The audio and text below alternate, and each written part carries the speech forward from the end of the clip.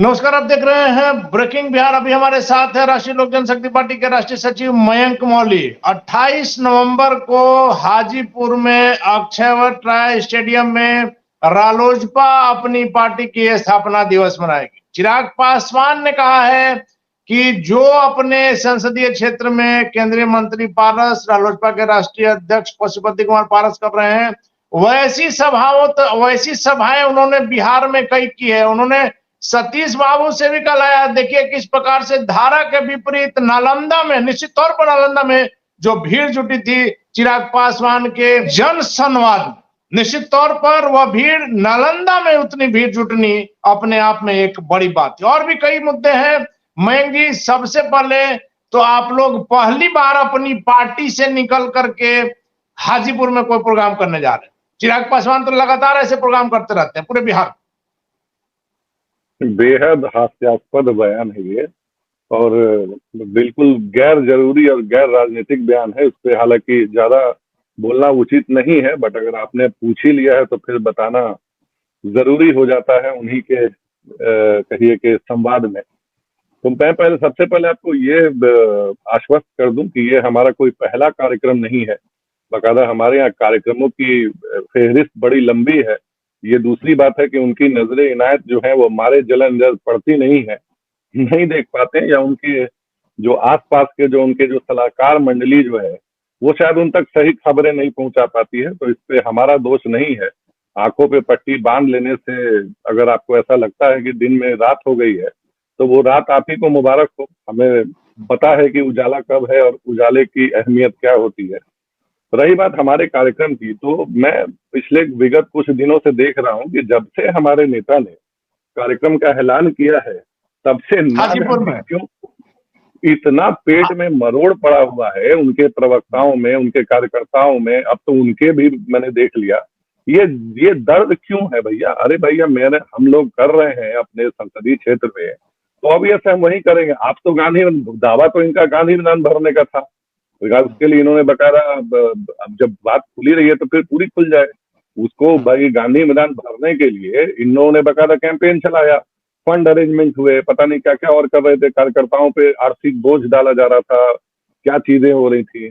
हम लोगों ने जब भैया सवाल उठाया कि हाँ भैया कहाँ करोगे, बता तो दो भैया। आप करोगे पटना करेंगे, आप करेंगे अपने संसदीय क्षेत्र में, पटना करेंगे, नई दिल्ली करेंगे। अब जाके आए हैं बताने कि हाँ हम पटना में कर रहे हैं। तो बापू सभागार में चिराग जी करेंगे, बापू सभागार। अरे भाई कहीं भी, मुझे ये उनको जितनी चिंता अपने कार्यक्रम की नहीं है, अपना बापू सभागार कैसे भरेंगे 5500 सीट, उसका चिंता कीजिए। हम कहाँ कर रहे हैं, नहीं कर रहे हैं, हम हाजीपुर करेंगे कि कहीं और करेंगे, उसकी चिंता उन्हें क्यों लगी हुई है भैया? यही होता है ना भैया। आप तो हाजीपुर से कर ही रहे हैं आप लोग। तो ऑब्वियस है, हम लोगों ने भैया कह दिया कि हम कर रहे हैं, हाजीपुर से हमारा हो रहा है। हमारा संगठन जिस कलर काम कर रहा है, क्यों दर्द हो रहा है, क्या तकलीफ हो रही है? लेकिन मयंक जी एक सवाल उठता है, लगातार हम कहते आए हैं, जब से चिराग पासवान ने हाजीपुर सीट पर दावा ठोका है तभी आप लोग हाजीपुर में क्यों कर रहे हैं अपनी ये जयंती समारोह, अपनी पार्टी का स्थापना दिवस क्यों मना रहे हैं? भैया देखिए, सिंपल सा बात है, हमको दिन रात इधर इस जिला से उस जिला, उस जिला से इस जिला, खाली फोटो खिंचवाने के लिए जाने का हमारे पास समय नहीं है ना भाई। हमारे यहाँ स्थापना दिवस जब है, स्थापना दिवस काल अभी आया हुआ है, हमारे नेता ने, हमारे कार्यकर्ताओं की मांग थी, और वो यही मांग थी, यही बताने की मांग थी कि कुछ लोग जो है, जिनके, जिसको कहा जाता ना कि बिल्ली के मुंह में बड़ा पानी आ रहा है, तो जरा उनको जवाब दिया जाए। तो हम लोगों ने भैया अपने जगह पे क्षेत्र चुन लिया। अब इनको, मैं वही कह रहा हूं ना कि इनके कार्यकर्ताओं को, इनके नेताओं को, खुद इनको अपने कार्यक्रम को छोड़ करके, हमारे नेता, हमारे राष्ट्रीय अध्यक्ष आदरणीय पशुपति कुमार पारस जो उनके चाचा भी हैं, वो कहाँ कर रहे हैं, सारा ध्यान उसमें है। ये तो वही वाली बात हो गई, पुरानी कहावत है कि पति मरता है तो मरे, मगर जो सौतन है वो बेवा होनी चाहिए। अरे अपना देखिए, अपना घर देखिए, 5500 अपना तो देख ही रहे हैं। वहां हाजीपुर भी तो देखना है कि आप लोग किस प्रकार का वहां पर भीड़ जुटा पाते हैं, क्योंकि हाजीपुर से चिराग पासवान भी भाई इस बार निगाह गड़ाए हुए हैं अपने। लगातार उन्होंने कहा है कि मेरे पिता की कर्मभूमि रही है।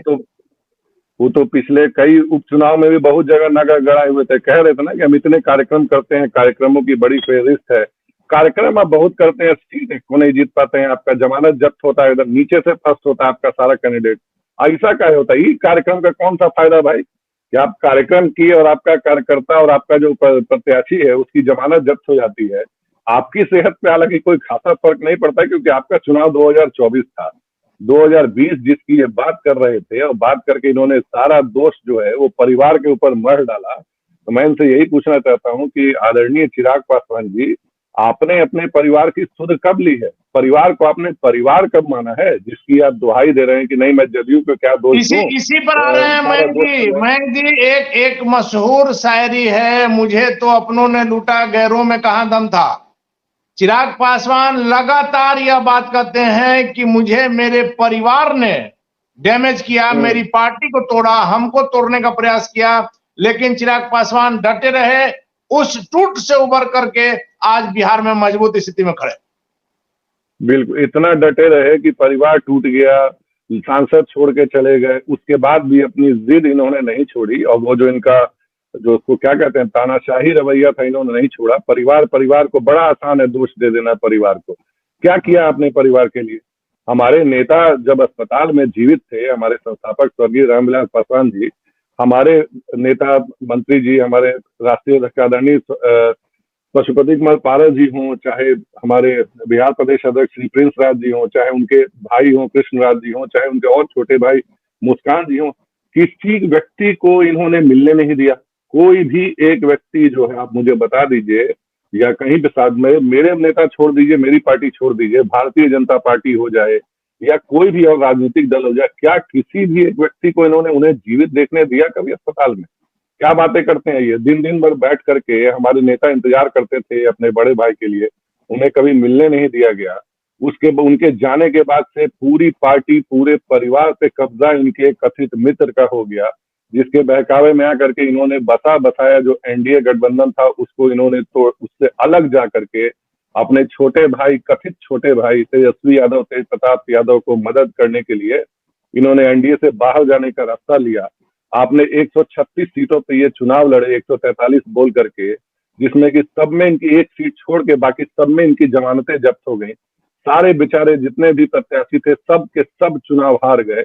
उसका ठीकरा कौन लेगा? क्या उन्हें जो वित्तीय घाटा, जो उन्हें सामाजिक जो असम्मान झेलना पड़ा, और एक अदर जो विधायक जो हमारे यहाँ से जीत के आए थे, उन्होंने क्यों इनका साथ छोड़ दिया? जरा बताएं ना। ये किसी से मिलने का ये समय नहीं देते हैं। सांसद जो 5 चुन के आए हमारे यहाँ से, उनके साथ कहिए कि ऐसा तानाशाही बर्ताव होता था जैसे वो सांसद ना हो, बकायदा इनके निजी गुलाम हो। तो भैया कोई कब तक बर्दाश्त करेगा? जब तक साहब थे, साहब ने हमेशा पूरे परिवार, पार्टी, संगठन, हर किसी को कहिए कि ऐसे हथेली पे उठा करके बिल्कुल कलेजे से सीने से लगा के रखा। आपने क्या किया? आपने कब अपने चाचा को अपना चाचा माना है? कब अपने भाइयों को अपना भाई माना है? कब बाकी अपने सांसदों को आपने अपना माना? आपने अपना एक कहिए कि एक अपना दूध बैठा रखा था, सारा कुछ उसी के दूध से होना था। आप भगवान बन गए, उनको नंदी बाबा बना दिया। तो भैया राजनीति में और जिस परिपाटी से हमारा पार्टी चला, या जो लेकिन मयंक जी, अगर 6 सांसदों की पार्टी टूटती है, 5 सांसद एक तरफ चले जाते हैं, एक सांसद रह जाता है, तो निश्चित तौर पर पांचों ने मिलकर के जो यह फैसला किया, आप कहिए कि एक के खिलाफ जो साजिश किया, क्योंकि चिराग पासवान अकेले रह गए, पांचों सांसद।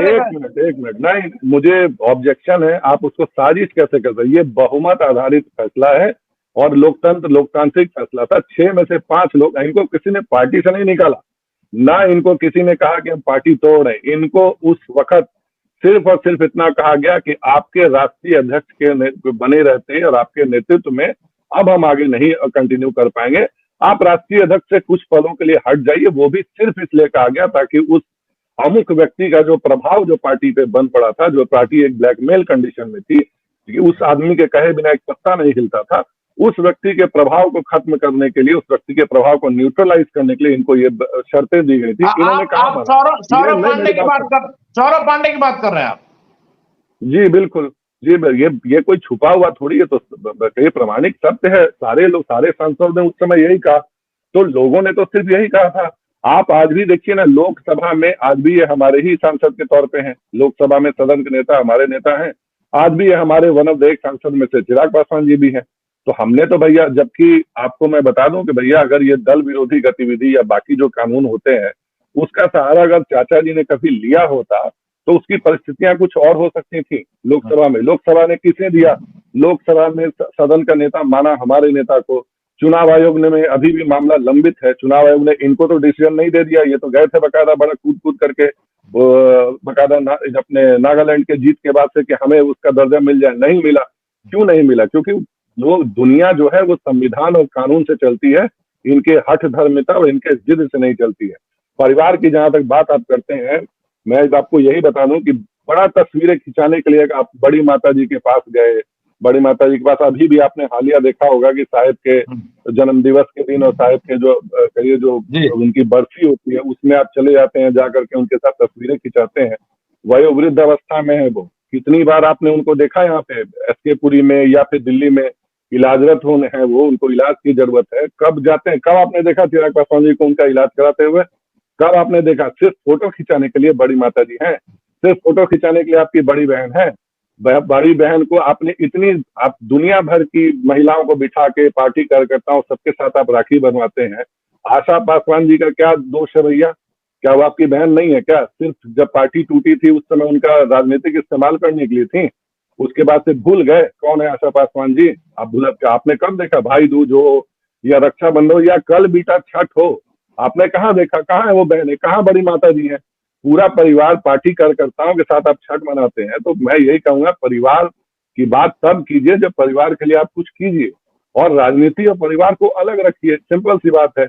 आपको अगर राजनीतिक रूप से अपनी प्रामाणिकता साबित करनी है तो आप कुछ में साबित कीजिए। हमारे नेता अपने क्षेत्र में साबित कर रहे हैं, अपने कार्यक्रम पे ध्यान दीजिए। हमारे कार्यक्रम से आपको क्या क्या पेट में दर्द है? मयंक जी, एक बात है, किसी के पारिवारिक जीवन में दखल देना, उसमें ताक-झाक करना हमारा काम भी नहीं है, लेकिन चूंकि स्वर्गीय रामविलास पासवान देश स्तर के नेता थे, इसलिए उनकी हर बात, उनके परिवार से जुड़ी हर बात जनता जानना चाहती है।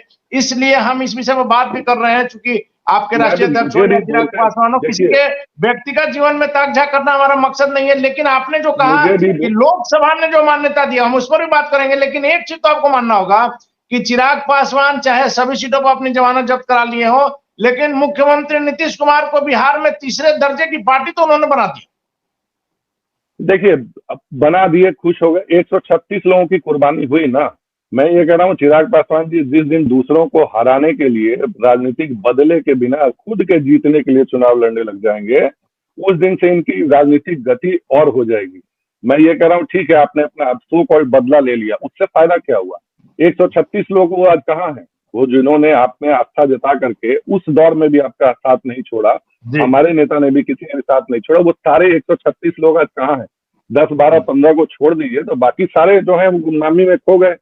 उनके कहिए कि करोड़ों रुपए भी खर्च हो गए, और बाकी जो गति, राजनीतिक गति जो हासिल हुई वो तो हुई। तो मैं ये कह रहा हूँ, अगर उससे बने जी आप आरोप लगा रहे हैं। आपने जो लोकसभा में जो बात की कि लोकसभा ने भी आपके राष्ट्रीय अध्यक्ष की, आपकी पार्टी को जो मान्यता दी, तो एक चीज तो आपको मानना होगा कि अभी पिछले दिनों जिस प्रकार से तेलंगाना में प्रधानमंत्री मोदी जी का जो बयान आया, वो यह भी कह सकते थे कि पारस जी के भाई, आपने देखा था जिस प्रकार से उन्होंने दलित को लेकर के जो बात कही थी कि उनको प्रताड़ित किया जाता था, आपके संस्थापक को जो प्रताड़ित किया जाता था चूंकि दलित थे, जीतन राम मांझी वाले प्रकरण में, और उन्होंने सीधे तौर पर प्रधानमंत्री ने चिराग पासवान का नाम लिया कि चिराग के अंदर हमने वो अपमान की टीस देखी है, उन्होंने पारस जी का नाम नहीं लिया।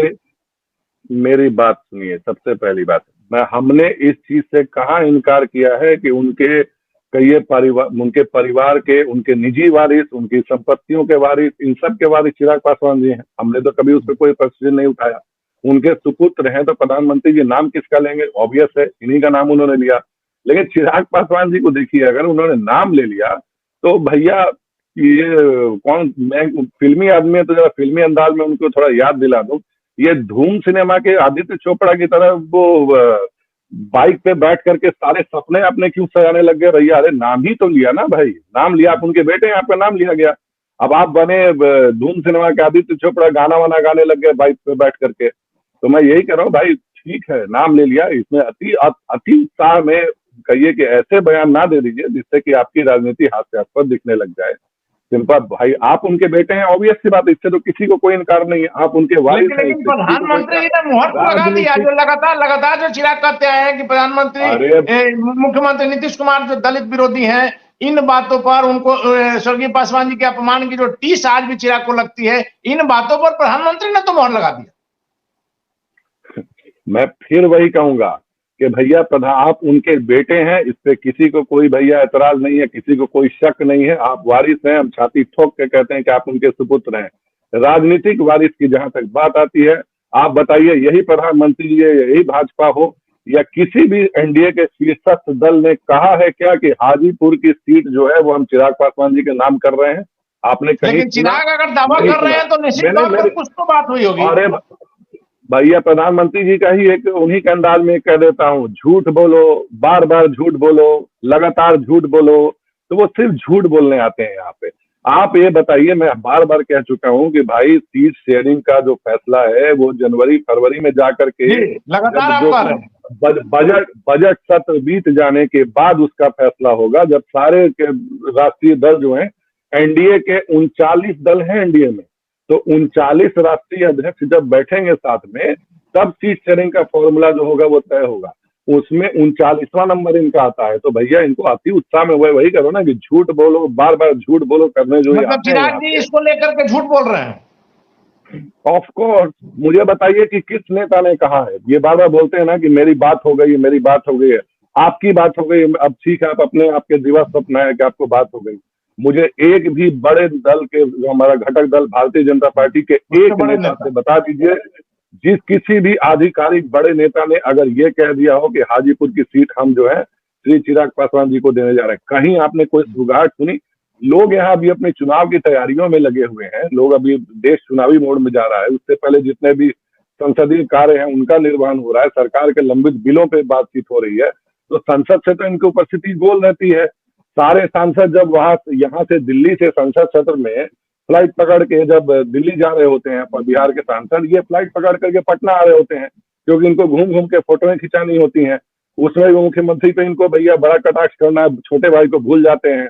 अभी हमने इनकी कल परसों की एक तस्वीर देखी, नायक सिनेमा के एक दिन के मुख्यमंत्री के अंदाज में जाके हम उसी पर आ रहे थे। मेरा आखिरी सवाल भी यही है मयंक जी कि चिराग पासवान को आप लोग भी कहते हैं कि जनता से दूर रहते हैं, जमुई कभी कभी जाते हैं, और यहाँ जमुई के एक व्यक्ति की जो मैंने किसी कारण से आपने देखा था, जो बालू माफिया वाला जो बात था, भर्ती था एक व्यक्ति, चिराग पासवान को खबर मिला और चिराग पासवान तुरंत वहां पहुंचे। हॉस्पिटल की जो अव्यवस्था थी उसे देख करके चिराग पासवान टेंशन में आ गए, तुरंत उन्होंने डॉक्टरों की क्लास लगाई अपने उस मरीज के लिए। तो चिराग तो जनता के बीच रहते हैं। अच्छा ठीक, उन्हीं चिराग पासवान जी से एक मेरा बड़ा मासूम सा सवाल है। आपके संसदीय क्षेत्र में जितने भी अस्पताल हैं, पिछले 9 साल से आप सांसद हैं, क्या विकास हुआ है उन अस्पतालों का? 1 करोड़ रुपया कोरोना काल में जो उन्होंने फंडिंग दी थी, जो सांसदों के तौर पे, कितने वेंटिलेटर आए जो आजकल अपना पैकेट कहिए जिसको बिहारी भाषा में कहते हैं, चिमचिमी नहीं उजड़ा है उसका, आज तक वैसा ही खड़ा हुआ है। एक ईसीजी की व्यवस्था नहीं है जमुई के अस्पताल में। और मैं ये प्रामाणिकता के साथ इसलिए कह सकता हूं कि इन्हीं के इर्द गिर्द घूमने वाला एक व्यक्ति है जिसने अपने पिता को खोया था। क्यों? क्योंकि रात को ईसीजी करने वाला, बीपी नापने वाला कोई आदमी वहां अस्पताल में मौजूद नहीं था, ना प्राइवेट में और ना ही किसी सरकारी व्यवस्था में। क्या लेके आए, क्या निवेश लाए हैं? जमुई को इन्होंने जॉर्डन बनाने के जो दावे करते हैं कि हमने बहुत विकास कर दिया है, एक अदद लेबोरेटरी नहीं है वहां पे जिसपे कि भैया ठीक से इलाज हो सके। और आप आए, चलिए ठीक, अब इनकी आज वाली घटना पे बात करूं जो कल परसों जो घटी है, वर्तमान घटना पे।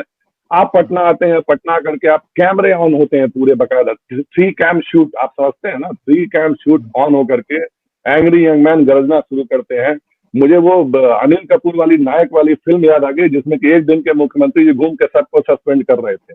तो भैया मुझे एक बात बताइए, पटना आ गए आप, मान लीजिए कि आपको गड़बड़ियां भी नसीब आपको दिखाई दे दी, आपने उसको क्या धमकियां दी, यहाँ मैं तुमको अस्पताल बंद करा दूंगा, तो मैं दिल्ली जा रहा हूँ तो मैं वहां कंप्लेन करूंगा, यहाँ करूंगा। अरे भाई कुछ नहीं करना था, छोटा भाई है ना आपके माननीय उप मुख्यमंत्री जो कि माननीय स्वास्थ्य मंत्री भी हैं, फोन उठाते लगा लेते भाई को, छोटे भाई को बोलते कि देखो तुम्हारे पटना शहर में ही, राजधानी में ये अव्यवस्था है हमारे यहाँ के लोगों के साथ। तो भैया वो सब आपसे नहीं हुआ। 3 cam shoot, multi cam shoot बकायदा, जिसका जिक्र भी उन्होंने किया, कल आप लोगों ने मेरी वीडियो जरूर देखी होगी। तो इसे क्यों ना माना जाए कि भैया ये प्रायोजित है। और मुझे लगता है कहीं ना कहीं इन्होंने अपने राजनीतिक गुरु पप्पू यादव जी को मान लिया है क्या, उन्हीं के नक्शे कदम पे चल रहे हैं क्या? क्या ये एक आदर्श संसदीय व्यवहार था? ये बिल्कुल नहीं था। वो भी इनका संसदीय क्षेत्र वो नहीं है, इनके संसदीय क्षेत्र के बाहर का मामला था और इनको कंप्लेन करनी थी तो उसका एक तरीका होता है, उस तरीके से कंप्लेन करना। हाँ, हम जरूर इस बात पे इनके साथ सहमत हैं कि अस्पतालों की मनमानियों से पूरा बिहार परेशान है, लेकिन उसका जो अथॉरिटी कौन है? उसका अथॉरिटी आप ही के कथित छोटे भाई तेजस्वी यादव जी हैं। क्यों नहीं आपने उनको फोन लगा के बोला कि ये देखो तेजस्वी, मैं यहाँ पे आया था, ऐसे ऐसे मैंने कुव्यवस्था पाई है, उस पर तुरंत संज्ञान होता, बिहारियों का भला हो जाता। बिहारियों का दिखावा था। ऑफकोर्स दिखावा भाई, वो खुद कह रहे हैं कि आप लोगों ने मेरी कल वीडियो देखी है, 3 कैम शूट 4 कैम शूट पर लगातार चैट बॉट से बिल्कुल वायरल कराना, चीजों को क्या साबित करना था। अंततोगत्वा क्या हुआ? अंततोगत्वा उसका कोई परिणाम नहीं निकला। आपने देखा कि क्या वो अस्पताल में वो जो मरीज है वो अभी ठीक है? आप एक सांसद हैं, आप अच्छा रिकमेंड कर दिए होते, आपने पाया कि वहां पे चलिए मान लीजिए कि उसके स्वास्थ्य में उसके लिए सुधार नहीं हो पा रहा है, स्वास्थ्य व्यवस्था की पूर्ति नहीं हो रही है, आप रिकमेंड कर देते एम्स में। आप उसी गाड़ी में जिसमें आप लोगों को छुड़वाते हैं, जो सड़क पे गिरती हुई लोगों को, आप एम्स में उसको भर्ती करवा दिए होते। उसका उससे बेहतर इलाज तो मुझे नहीं लगता है बिहार में कहीं हो पाता। ये महज राजनीति करने के लिए और एक दिन के मुख्यमंत्री का ट्रायल करने के लिए, अनिल कपूर बनने के लिए आपने ये सारा स्वांग रचाया। हुआ कुछ नहीं। आपको भले जो लोकप्रियता, सस्ती लोकप्रियता हासिल करना था वो आपने किया, लेकिन जो बेचारे जो परिजन थे उन परिजनों के लिए आपने कुछ नहीं किया। जो बकायदा मरीज था उसके लिए कुछ नहीं हुआ। आपने अस्पताल में एक तरीके की गुंडागर्दी की जो कि एक संसदीय आचरण को शोभा नहीं देता। जी चलिए, धन्यवाद आपका मयंक मौली जी। तो ये थे हमारे साथ राष्ट्रीय लोक जनशक्ति पार्टी के राष्ट्रीय सचिव मयंक मौली। चिराग पासवान पर तीखा हमला, जिस प्रकार से इन दिनों चिराग पासवान खास करके रालोसपा की जो स्थापना जो दिवस मनाया जा रहा है हाजीपुर में, उसे लेकर के उनका दावा है कि हम तो बिहार में ऐसे कई शो किए हैं, लेकिन चिराग पासवान का यह सीधे अपने चचा पर आरोप है कि पहली बार अपनी पार्टी ऑफिस से उनके चचा निकल करके हाजीपुर में जा रहे हैं। और सबसे महत्वपूर्ण बात जो मयंक मौली ने आरोप लगाया है कि चिराग पासवान पप्पू यादव की राह पर चल रहे हैं। जिस प्रकार से पटना के हॉस्पिटल को सीन आपको हमने दिखाया था, चिराग पासवान अपने जब मरीज को देखने के लिए गए थे, वहां की अव्यवस्था को, कुव्यवस्था को देख करके चिराग पासवान काफी गर्म हो गए थे। वैसे में सीधे तौर पर मयंक मौली का आरोप है कि चिराग पासवान 3 कैम शूट कर रहे थे, वह दिखाने के लिए कर रहे थे। और निश्चित तौर पर रालोसपा जो है वह केंद्रीय मंत्री पारस की है, लोजपा आप अगर ओरिजिनल कर सकते हैं तो, और लोकसभा में भी उन्हीं को मान्यता मिली है। और निश्चित तौर पर मयंक मौली के इन आरोपों पर चिराग पासवान की पार्टी क्या कहती है, चिराग पासवान क्या कहते हैं, यह भी आपको दिखाएंगे। फिलहाल आप बने रहे ब्रेकिंग बिहार के साथ। धन्यवाद मयंक जी।